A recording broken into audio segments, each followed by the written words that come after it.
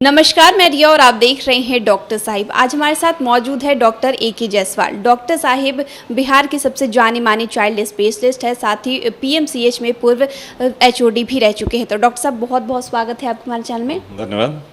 Doctor साहब, बच्चों में होने वाले अस्थमा के बारे में मैं चाहूँगी कि आप हमारे दर्शकों के साथ कुछ जानकारी साझा करें। यस, आज ये अस्थमा जो है जिसको हम लोग ब्रोंकियल अस्थमा बोलते हैं एक्चुअली, इनफैक्ट वो बहुत ही कॉमन आज के दिन में हो गया है और उसका एक बहुत इंपॉर्टेंट कारण है कहीं ना कहीं पॉल्यूशन एक है, और दूसरा है कि वो एक ये ब्रोंकियल अस्थमा जो है वो किसी भी एलर्जी, चाहे वो कोई भी हो चीज़ के एलर्जी से ज़्यादा इंड्यूस होता है। और भी कारण है लेकिन एलर्जी बहुत इंपॉर्टेंट है।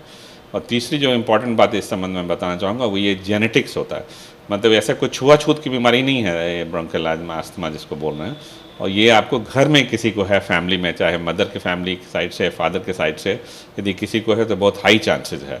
और वो अस्थमा को ज़रूरी नहीं है कि पेरेंट्स को हो अस्थमा, वो कोई भी एलर्जी मैनिफेस्टेशन, जैसे स्किन में एक्जिमा हो रहा है उसको, बार बार छींक आ रही है, एलर्जिक राइनाइटिस है यदि फैमिली मेम्बर्स को, तब भी वो अस्थमा बच्चों में हो सकता है। ये इंपॉर्टेंट कारण है।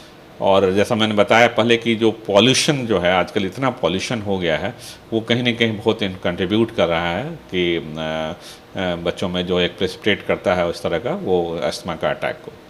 अस्थमा का जो एक लक्षण आप कह सकते हैं शुरुआत में है कि इस तरह के बच्चे मेनली प्रेजेंट करते हैं आपको खांसी और साथ में सांस लेने में दिक्कत हुई काफ़ी ज़्यादा। फीवर इसका कोई बहुत इंपॉर्टेंट पहचान इसकी नहीं रहती, मैनिफेस्टेशन नहीं है, जैसा कि निमोनिया में फीवर के साथ प्रेजेंट करता है। ये ब्रोंकियल अस्थमा यदि साथ में इन्फेक्शन नहीं है तो फीवर नहीं भी होगा।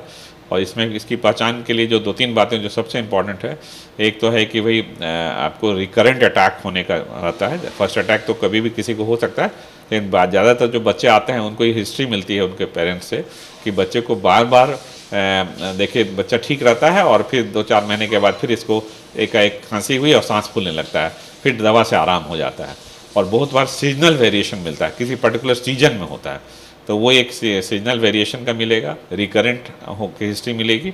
तीसरा है कि फैमिली हिस्ट्री मिलता है, तो वो बहुत इंपॉर्टेंट हो जाता है। और चौथी बात है कि जो फीवर नहीं भी रहेगा, बिना फीवर का खांसी और सांस फूलने का होगा। ये एक बहुत इंपॉर्टेंट लक्षण है। बाद में जब डॉक्टर के यहाँ जाने से फिर डॉक्टर इसको पहचानते हैं, जो भी इसके लिए जो प्रारंभिक जांच है, चाहे ब्लड टेस्ट हो, छाती का एक्सरे हो, वो कराया जाता है। लेकिन ये ब्रोंकियल अस्थमा की पहचान होने के बाद उसको फिर हम लोग अपने प्रॉपर ढंग से इलाज करते हैं, जिसमें एक सबसे इम्पॉर्टेंट इलाज है, मैं यहाँ ये बात को थोड़ा एम्फेसाइज करना चाहूँगा। सबसे इम्पॉर्टेंट इलाज है कि वो आपको सांस की नली से नेबुलाइजेशन या कोई इनहेलर के थ्रू जो है ना दवाई जाती है। इसका चूँकि अभी भी लोगों में एक धारणा बनी हुई है कि इनहेलर लेंगे यदि सांस की नली में अपने से दवा बच्चे को यदि दिया जाएगा घर में, जिसका दूसरा है कि या नेबुलाइज करेंगे तो बच्चे को आदत लग जाएगी, वो अवॉइड करना चाहते हैं, वो कहते हैं नहीं सिरप और टैबलेट लेंगे। तो ये मैं यहाँ बताना चाहूँगा कि सिरप या टैबलेट या कोई भी दवा है जब शरीर में जाता है तो पूरे खून में जाता है, खून से बट के थोड़ा बहुत लंग्स में जाता है। और ये जो इनहेलर है या नेबुलाइजेशन वो डायरेक्ट लंग्स में जाता है जहाँ उसकी ज़रूरत है, और इसका कोई साइड इफेक्ट नहीं है। पूरे दुनिया में इसका एक्सेप्टेंस बहुत हाई है, लेकिन अभी भी अपने देश में, अपने राज्य में लोगों को समझाना होता है कि भाई आप इनहेलर ज़रूर से इस्तेमाल कीजिए। लेकिन थोड़ा एक्सेप्टेंस अभी धीरे धीरे लोगों में जागरूकता आ रही है, तो इसलिए ये इसका इलाज है। और दूसरा है कि वो घर में यदि मान लीजिए कोई इस तरह का कोई एलर्जी प्रोड्यूस करने वाली सब्सटेंस है, जैसे घर में कोई झाड़ू ही लग रहा है, अब डस्ट वहाँ पे है, बच्चा वहाँ बैठा हुआ है तो डस्ट से एलर्जी हो सकती है, तो उसको अवॉइड करना है। और दूसरा है कि घर में पेट्स लोग रखते हैं, डॉग है, कैट्स लोग पालते हैं, तो उससे एलर्जी हो सकती है। और पॉल्यूशन से बचें, कहीं ऐसा पॉल्यूशन वाली जगह में जा रहे हैं तो मास्क लगा के जाएँ। तो ये सब कुछ ऐसी बातें हैं कि जिससे बचें। और बहुत बार है कि वायरल इन्फेक्शन जो प्रेसिपिटेट करता है दमा के अटैक को, तो अस्थमा का अटैक, तो वायरल इन्फेक्शन जैसे हो कि किसी को भी घर में है, रनिंग नोज हो रहा है या कुछ खांसी उसी हो रही है, ऐसा कुछ है तो उससे बचें, ये एक है। और साथ में आपको इस तरह के बच्चे को हर साल इन्फ्लुएंजा का एक टीका जरूर से लगवाएं, ताकि वो वायरल इन्फेक्शन का अटैक नहीं हो, इससे अस्थमा का अटैक कम हो जाएगा।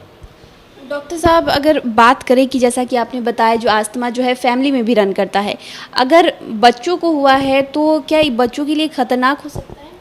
यस, अस्थमा में होता है क्या है मेनली कि वो जो एक एलर्जी के कारण, जो मेनली जो एलर्जन कारण, वो एकाएक सांस की नली बहुत का जो साइज है ना, वो अंदर में ल्यूमेन जो है सांस की नली सिकुड़ जाती है।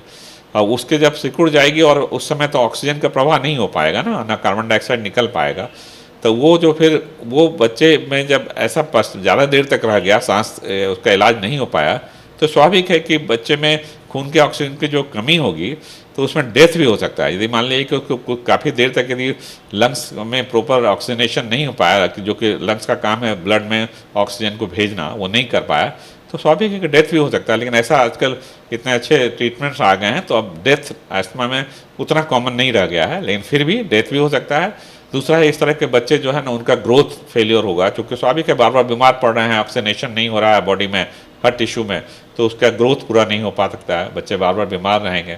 एक साइकोलॉजिकल भी प्रॉब्लम होता है बच्चे के लिए भी कि बच्चा बार बार स्कूल एब्सेंट हो रहा है, उसका पढ़ नहीं पा रहा है। फैमिली के लिए भी बहुत साइकोलॉजिकल एक ट्रॉमा होता है कि मेरा बच्चा बार बार बीमार पड़ जा रहा है। तो ये सब बातें तो हैं, लेकिन फिर भी घबराना नहीं होता है। इसमें जैसे मैंने बताया कि इन्हेलर है, इन्हेलर एक छोटा सा डिवाइस है, वो डिवाइस में दवा उसमें डाली हुई है, बहुत लोग इससे परिचित होंगे भी, कोविड में बहुत लोगों ने यूज़ किया है इसको। तो वो इन्हेलर जो है वो लेके मुंह में उसको प्रेस करना है, उसे एक जार के सहायता से, ताकि बच्चा यदि उसको कोरिले ये नहीं कर पाया कोऑर्डिनेट, तो फिर वो मास्क के स्पेसर के थ्रू चला जाता है, उसका जरूर प्रयोग करें तो काफ़ी हद तक कंट्रोल होगा। हाँ, ये बात ज़रूर है कि अजमा ट्रीटेबल 100% नहीं है, कि मतलब क्यूरेबल नहीं है कि इसको आप जड़ से हटा सकते हैं बहुत हद तक, लेकिन है कि इसको कंट्रोल अच्छे से किया जाता है और पूरी ज़िंदगी वो आराम से जी सकता है यदि इसको कंट्रोल रखें और डॉक्टर्स के केयर में रहें। शुक्रिया डॉक्टर साहब, जो आपने जानकारी दी है बच्चों में होने वाले अस्थमा के बारे में, उसके लिए बहुत बहुत शुक्रिया। धन्यवाद।